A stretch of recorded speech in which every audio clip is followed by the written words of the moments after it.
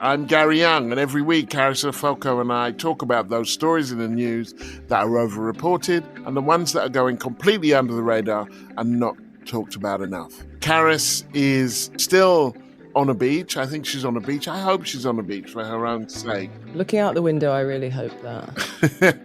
And I am joined today by special guest presenter Ayeisha Thomas-Smith. This is Over the Top, Under the Radar.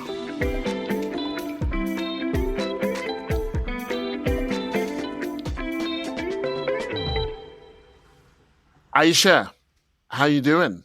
Hiya, I'm good. I'm really good. I'm so excited to be here with you in Ayeisha Thomas' inimitable shoes. I'm kind of nervous. I'm like, she's on a beach and I'm in a hot seat. Big shoes to fill. I know. Yeah, how are you doing? I'm not too bad. I'm in Belgium talking to people about the Royal Africa Museum, which is a source of great friction. A bunch of people have resigned recently. This is a museum that its collection was understood to be so out there and racist that it was shut down for 5 years so they could reorganize it, and then they reorganized it, and people are still leaving and resigning and so on and so forth. And how about you? What you been up to? What have I been up to? It's been a very, very busy week. I interviewed Ash Sarkar about her new book yesterday, which was great. Yeah. And then I went to the launch of my sister's book. She's also written a book. Everyone's writing books. It's book season. I'm going to a book thing. I was involved in a book that was a collection of 100 years of photographs about resistance by Steve McQueen. And I wrote forward for the book. So I'm going to the opening of the exhibition in Margate. Oh, is it at the Turner? It's at the Turner, yes. I can't not, in my head, sing the Chas and Dave song Down to Margate whenever I go there. That is fair. It's a great place. You can keep the Costa Brava and all that palaver every day in Margate with all my family. Nice. Great. We need to do a drill version for this. The drill version. Exactly. I am in talks with Stormzy. Yeah, very good. Very good. That can be the new theme tune for this.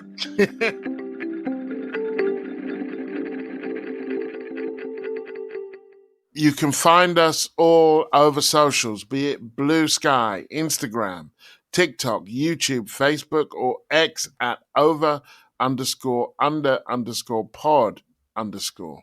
And we had this message from Ben French on Insta. Love the podcast. Great to see Pfizer on. Big fan of both presenters. Love heart emoji.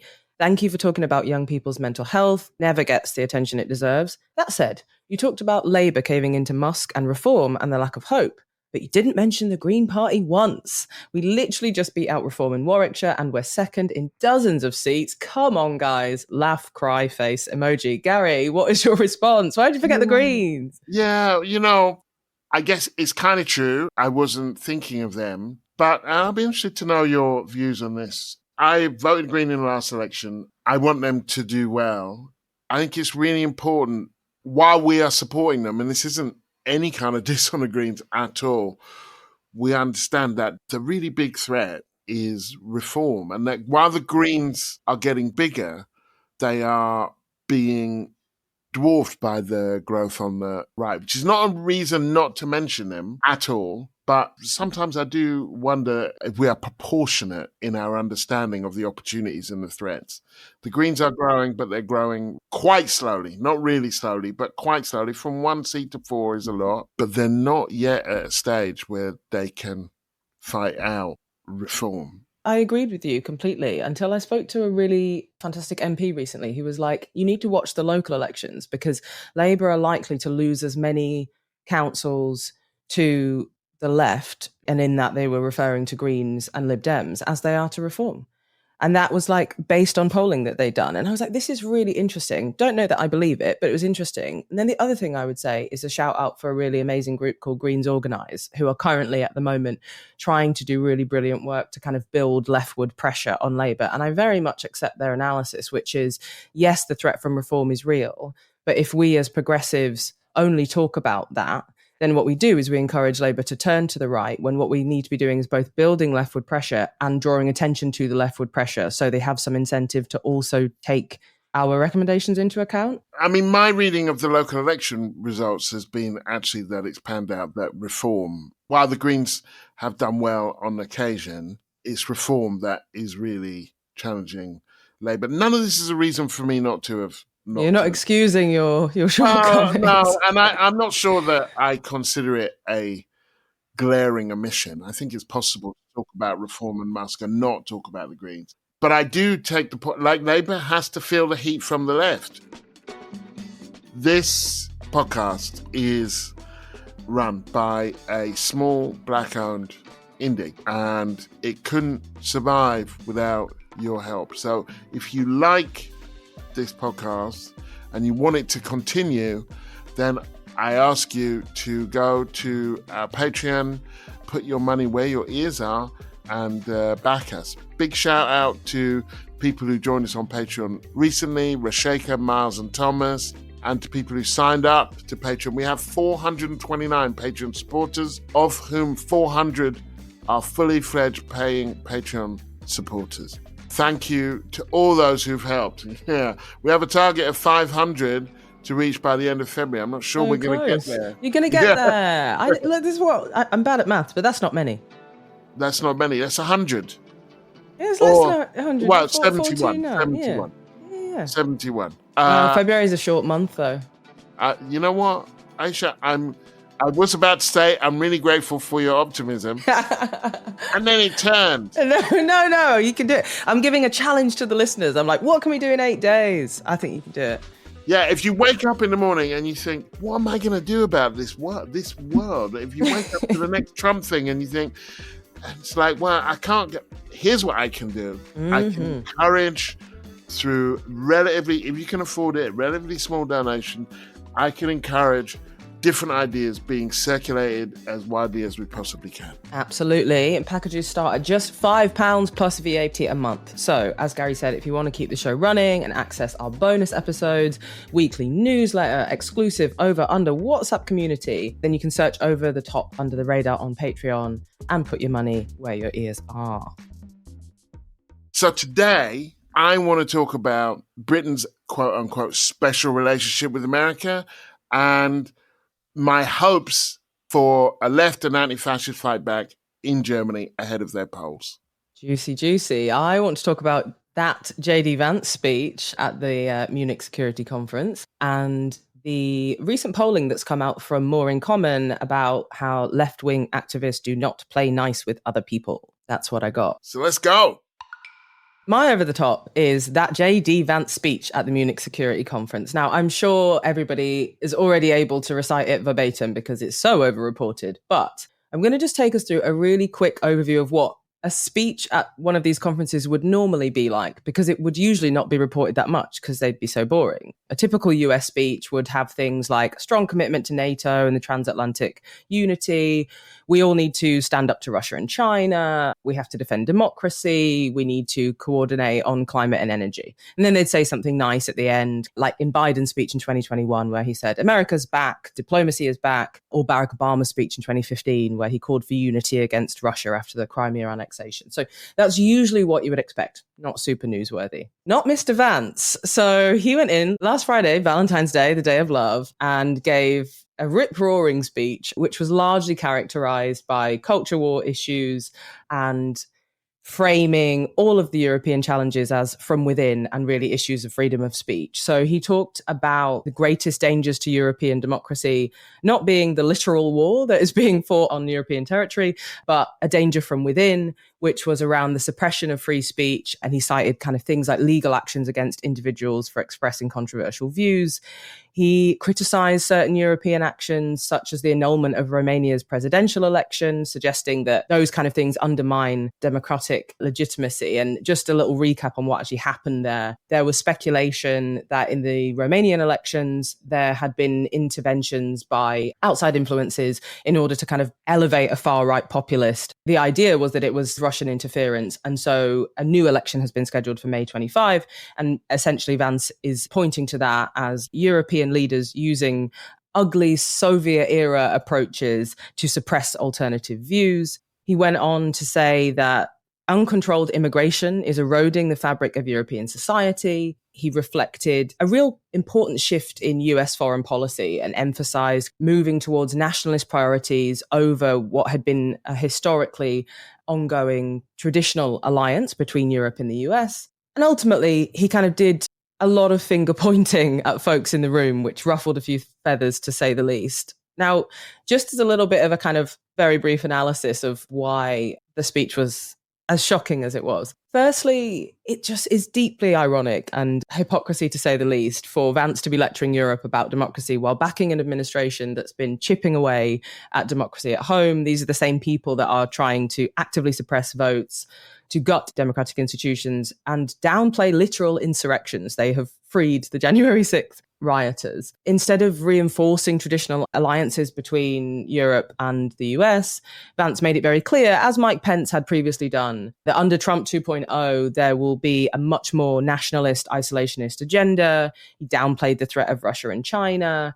He did also a lot of quite dangerous flirting with the far right. He was doing a lot of dog whistling and also quite overt references to parties like the AfD in Germany and the ways in which he believes that they should be allowed a platform. And kind of what he was arguing is the Trump administration really sees far-right nationalism as the future, and they want Europe to get out of the way and let it happen.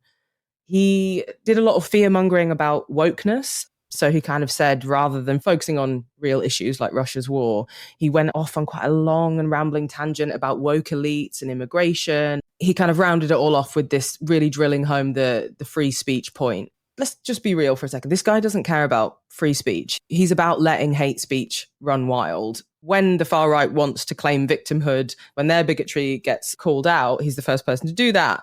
You know, when they're, for example, banning books, attacking the press, banning certain journalists from the press room at the White House. But when the free speech is in reference to the humanity of people like trans people, for example, or immigrants, he's the number one defender. I think the bottom line for me was that above the hypocrisy, above the quite alarming rhetoric about the request to ultimately sever the relationship between Europe and the US in lots of ways, was this really kind of nationalist, isolationist, far-right vision for the future, which kind of made culture wars a kind of front and centerpiece, but in order to mask the real goals, which were about the ethno-nationalist state that Trump and Vance are really looking to put forward and to encourage others around the world to do the same. So, yes, shocking to say the least. The one thing that might be clarifying for some of our European listeners here is just where the American right is when they are thinking and referring to Europe. They have conjured through disinformation and a range of pathologies, they have conjured this notion that Europe is absolutely under the Islamic thumb. I mean, I've seen projections, they're all wrong, that, you know, there'll be more Muslims than Christians in Europe by 2060. They keep saying really, really crazy shit. And I remember not long before I came back to Britain, having lived in America, I was in Chicago and I was talking to the grandmother of one of my son's friends. And she was saying, aren't you scared to go back to Europe? And I was like, scared why? Where is this going? Yeah. And she was like, terrorism and the this and the that. And I was like, we're in Chicago. Do you know how many people get murdered here? I said to her, I feel considerably safer there. It's not why I'm going, but it was kind of intriguing to me because in America, toddlers shoot and kill more people than terrorists do. But they have this sense of Paris is like 10 weeks away from being Aleppo, and London, and they talk about these no-go areas where you go all the time. Yeah, it's a really important piece of context to add, because I think if you're someone who's not lived in America or not spent that much time in America, you don't understand that. And when I was reading a little bit about JD Vance in more detail for this, I was like, he's obviously always been a bit of a shit poster, right? This isn't a new thing for him. He's a troll. He came out and said that the UK will be the first Islamist country with nuclear weapons. It's mad, you know? So I think it's kind of, it's really important to layer that piece on, because it's all really a part of the delicious soup of what's happening right now. Yeah, I mean, it's interesting to see far-right ideology being used as part of a diplomatic tool as opposed to just an internal thing for Farage or the AFD or whatever. And it's kind of also, I mean, the two things about the freedom of speech stuff that I think is weird. And at first, you pretty much nailed it, but like, I don't particularly feel like my speech is being heavily curtailed. You know, what they want to be freed from is the consequences of their speech. So look, you can say that if you want to be racist, and then I can say that you're racist. That's the way it works. But also, one of the interesting things about the last, say, 10 years has been the degree to which the most clear infringement of freedom of speech, if you believe in the untrammeled freedom of speech, has been about Israel, Palestine, and anti-Semitism, each one in different ways. I support laws against hate speech, including anti-Semitism, but like, where were these people when they were talking about the IHRA? You know, where was Toby, whatever his name is? So there's that, but there is, I do think that the issue of like how Europe understands its defense and who should pay for it and what role America has is a bit off, actually. Just not in the way that he's saying it is. Yeah, I mean, we've all seen the graphs that show that the American investment in NATO, for example, really dwarfed the European investment. And it's been something that they've been saying for years, right? Pence said it in his speech, whatever. Europe needs to invest more in its own defense, et cetera, et cetera. That's not a foreign policy point, which is in and of itself objectionable. It can, it's debatable. But I think it's being used as a Trojan horse in this instance to bring in a lot of bad faith arguments, which is ultimately about shifting the narrative to the right. Obviously, we know that the culture war stuff is a Trojan horse. We know that these people don't really care about freedom of speech, because if they did, then they wouldn't be the same people who are saying that climate activists who are being prosecuted in court were not allowed to use the word climate in their own defense. Like, it's absolutely absurd. We know that that's not what's going on, but I'm still shocked at the level of, I guess, the brazenness of the bad faith argument being pushed out in this. And then the reaction to it has been interesting, because I actually think it's been quite unifying. I think there's been a bunch of leaders across the European context who had previously been at loggerheads with each other, especially some of the more centrist folks, who've kind of come together in solidarity around feeling just so affronted by what Vance said and the way in which he said it. My over the top is the special relationship.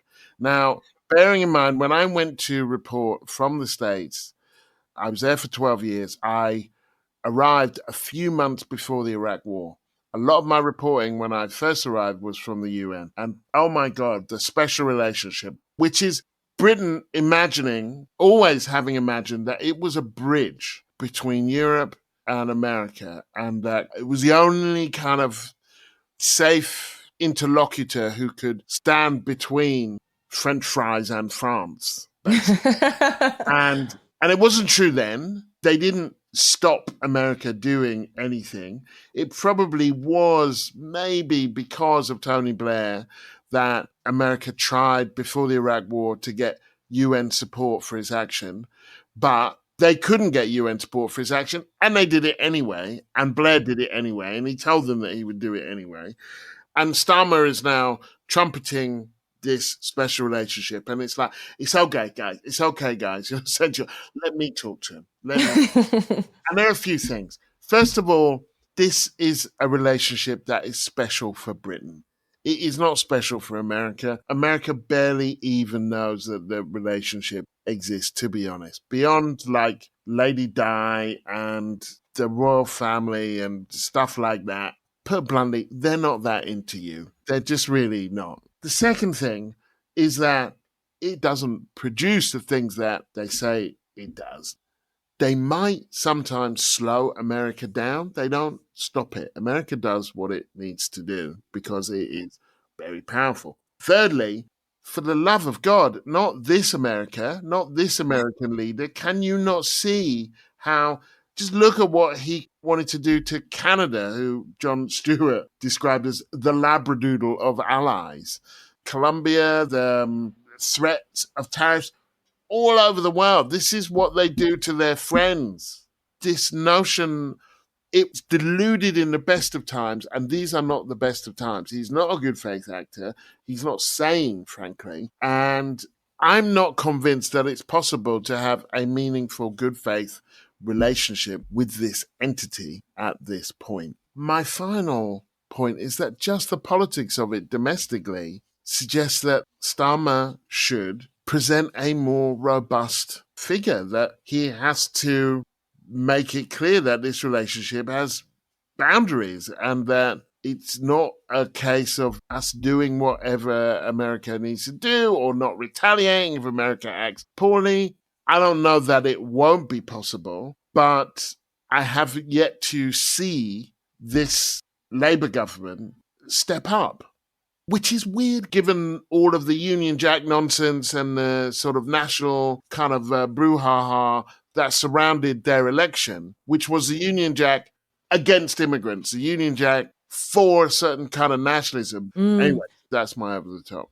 So fascinating. So I kind of have a bit of sympathy for Starmer in this situation where I'm like, it's a tricky situation to be in. He's trying to navigate this really already contentious relationship with the EU, right? He's come into government. He doesn't want to seem like the prime minister that's going against, the will of the people and reversing Brexit. So he doesn't want to get too close to the EU, but he knows that he needs to deliver on some of the economic growth agenda stuff. So he's also trying to be a bit of a bridge there. He was doing this whole, we can be the bridge. As you said, we've got the special relationship. Maybe it's because we've got this shared language and we both really like incarcerating Black people. Whatever it is, we've got this special relationship with them. And as you said, let me talk to him. It was quite sad to watch. You heard Trump saying things on the news like, oh yeah, that Starmer guy, yeah, he wants to meet with me. Yeah, he's been cool. He's been trying to book me. Not like we're going to meet, oh yeah, he's a beg friend. He was fully framing him as a beg friend. And then saying basically he was keen to meet him because he ultimately wanted to meet the king. And he saw him as a stepping stone to doing that. And I was just like, this is fascinating. You are fully shaming this guy on the global news. But then recently, when Trump came out and called Zelensky a dictator, and then Starmer has come out and backed Zelensky and said, absolutely not, we're not having this. And it feels like it's the first time that Starmer has had a bit of a backbone with Trump and been like, oh, red line, you crossed it, I'm going to pick a side.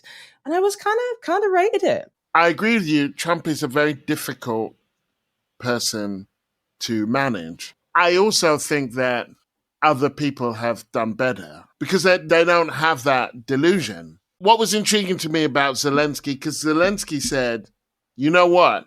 You are living in a bubble of disinformation. And then these so-called allies who for the last couple of years have been like, we're going to the war with this guy, we're going to the war with this guy. Then they were like, yeah, he's got a bit of a point. And it's like, why did it take the guy who is at war with the least means, why did it take him to say, you're off your head, mate, in order for the more powerful Britain to then say, yeah. And even then they've framed it so far as, yes, we stand with Ukraine. I don't think he said America is wrong about this. That's not to say that he couldn't say it. It did feel like it was a slight shift. But I mean, I have a theory about the whole Trump psychodrama of it all in the kind of special relationship stuff. Because I think, when you read biographies of him or watch TV shows about him or whatever it is, there's always this narrative throughout his life of him trying to prove himself and feeling like a bit of a kind of unclassy, nouveau riche guy in a world where he's always on the back foot. You read all these stories about him going to country clubs and feeling like he's being snubbed, and so many of his business deals involve the Julia Roberts moment in Pretty Woman where she goes back into the shop and she's like, you wouldn't serve me earlier. Big mistake. That's basically Trump's life, is him going and being snubbed, then buying the company and being big mistake, And I think that part of what's playing out here with the European thing is he's kind of been you over there, you think you're so classy with your bouillabaisse and your fancy Rivieras. Well, I'm in charge now and I'm going to be telling you what to do. And it feels like such a clear example of the culture clash between Europe and the US. And I think you're right in what you said earlier, that people just often underestimate, especially in Europe, just how different the culture in the US is.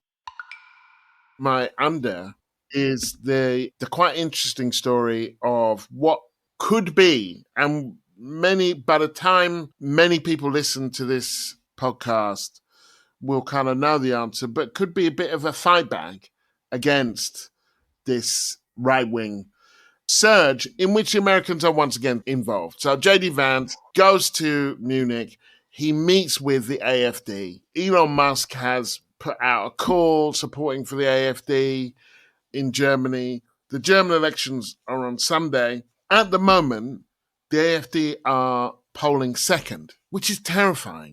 And there has been a bit of a shift. Now, we're not going to know how this all shakes out until late Sunday night, early Monday morning. First of all, there was a terrorist attack by an Afghan asylum seeker, the last thing anybody wanted or needed, prompting all of the anxieties around Islam, around terror, around asylum, around immigration. So there has been that. But there has also been this surge in support for Die Linke, the left party. There have been two big demonstrations, one in Munich and one in Berlin, anti-fascist demonstrations, both of which were bigger than people anticipated. On the 28th, I think, of January, late January anyway, there was an anti-immigration vote that the centre-right CDU won, but they could only win it with AfD support, with extreme right support.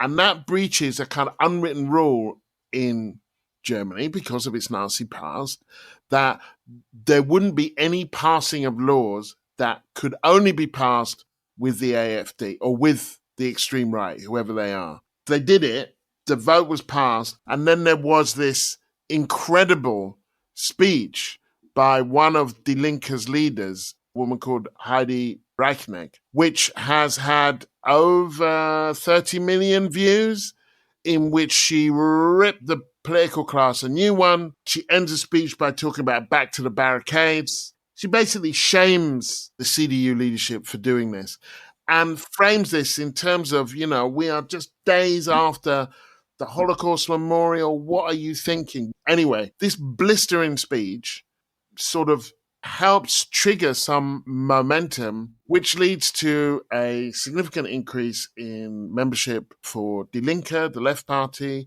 and a bump in the polls. In Germany, you need 5% or more in order to be represented, or you have to win 3 constituencies. They were on 3%, now they're on 7 or 8%. And this has a consequence. And the consequence is that if they do get over 5%, and if one of the other small parties gets over 5%, that really does complicate the ability of the CDU to form a government without the AfD, and will force them into kind of broader coalitions. That a small jump in this regard could make quite a big difference about the composition of the next government and how bad it will be.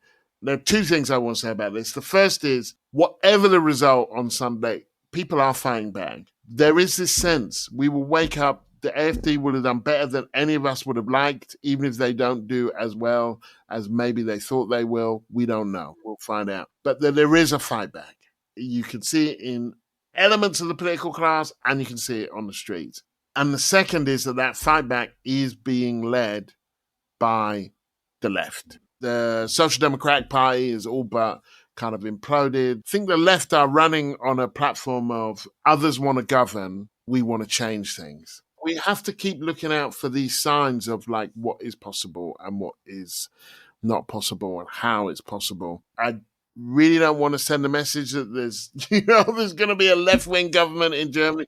The result is still going to be bad, but it points to how we might be able to start turning things around.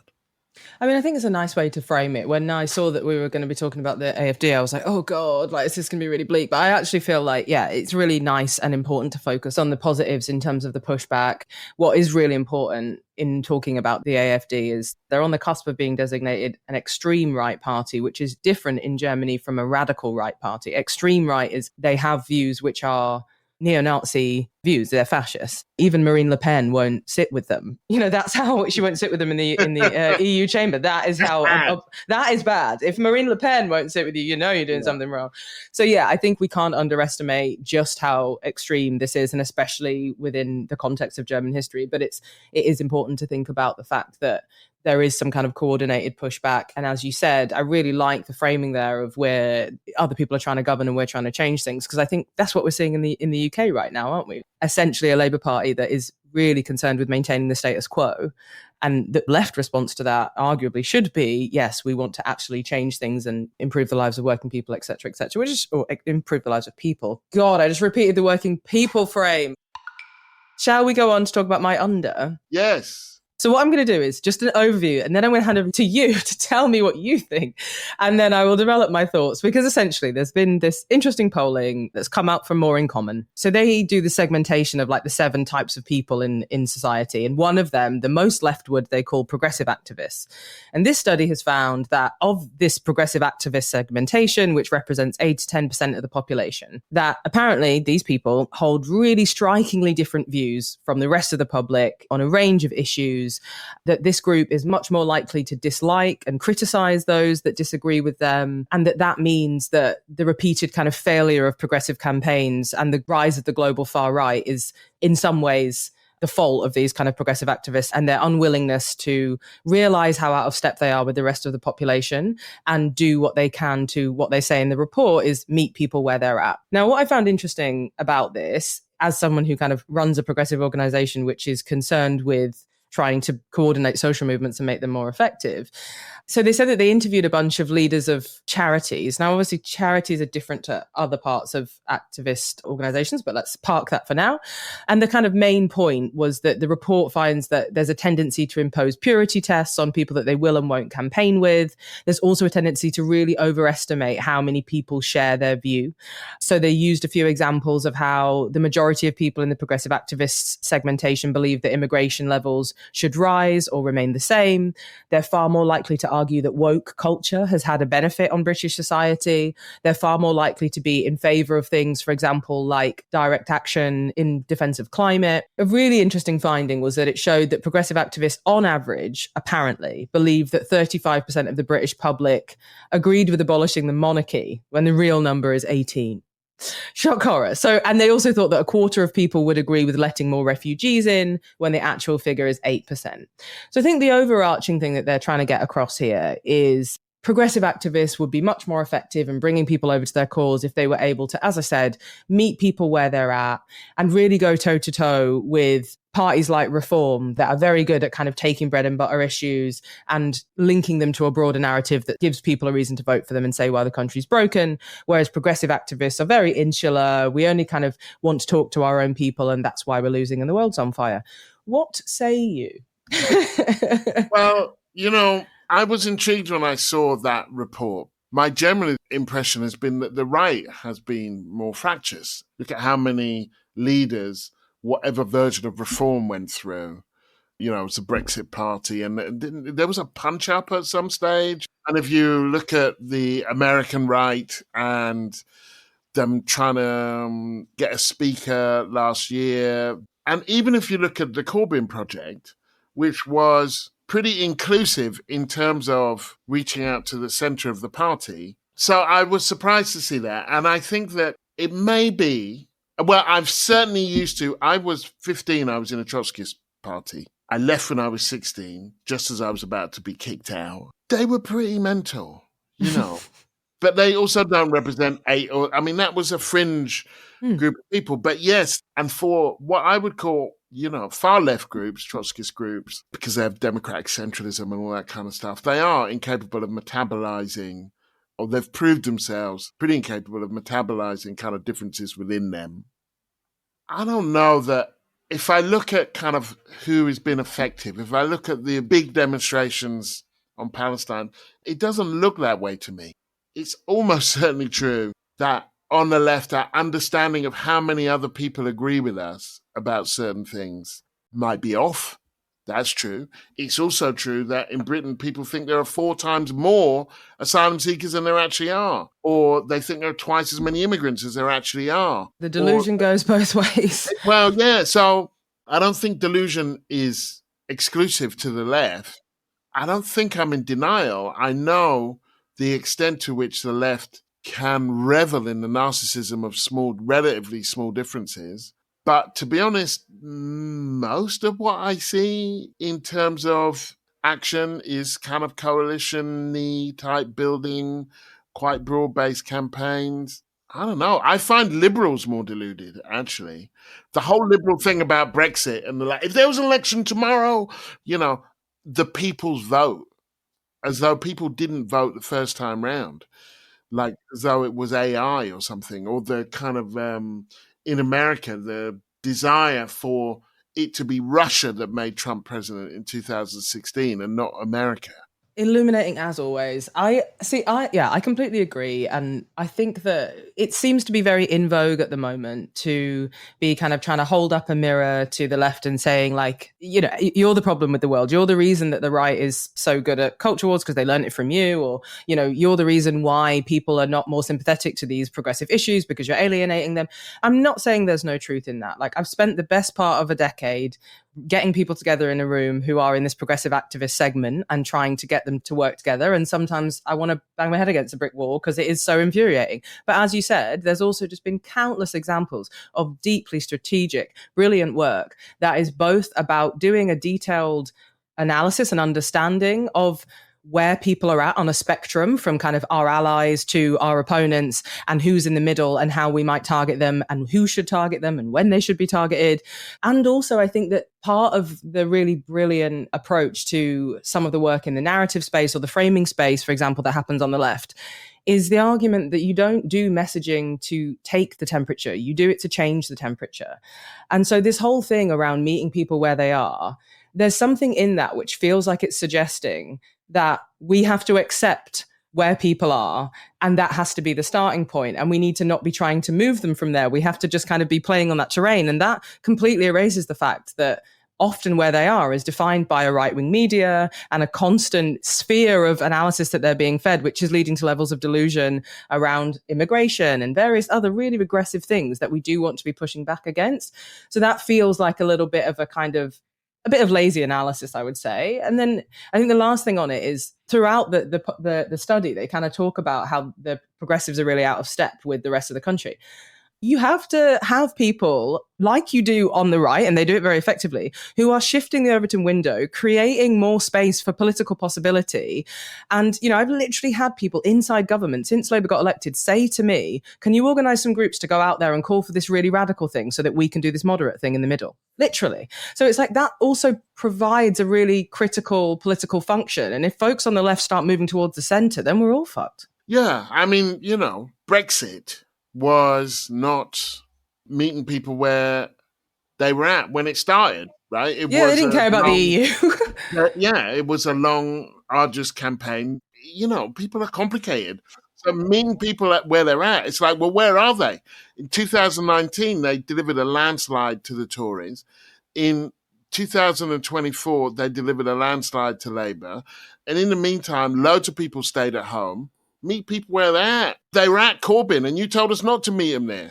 So you don't want us to go there. Yeah, I'm up for the polling. I'm up for the subject, and it's not like the left. No, we love everybody all the time, but also steady on, easy. Yeah, I mean, I'm always interested in things that are going to be helpful and productive, and I don't think it's really helpful and productive to say a bunch of things that people already think about why the left is really shit and reinforce a bunch of caricatures. I think what is really helpful is to hold up a mirror to some parts of the progressive movement and say, this is how you could be more effective.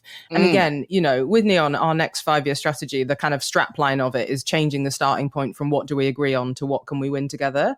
And that is about intervening in movement spaces and saying, yes, there's going to be a lot of disagreement. That's kind of inherent to what we're doing, but we need to be focused on what we can win together when we're coordinated and strategic and bigger than the sum of our parts. That for me is a helpful way of thinking about it, not finger pointing about who is the most radical basic or who is the most woke and reinforcing the Telegraph narrative that all lefties are a waste of time. So, absolutely. And with that, Ayeisha, thank you everybody for listening to Over the Top Under the Radar. Remember to like, subscribe, and leave a review wherever you get your podcasts. And if you want to support the show, you can find us by searching Over the Top Under the Radar on Patreon. You can sign up to our newsletter at overunderpod.com. And connect with us on socials at over_under_pod_. That's tricky. What a pleasure it has been to chat with you for this episode. Last week, I was here with Pfizer. Next week, Karis is going to be back. But Ayeisha, don't be a stranger. Come back on the show. Oh, I'd love to. Thank you so much for having me. It's been absolutely wonderful.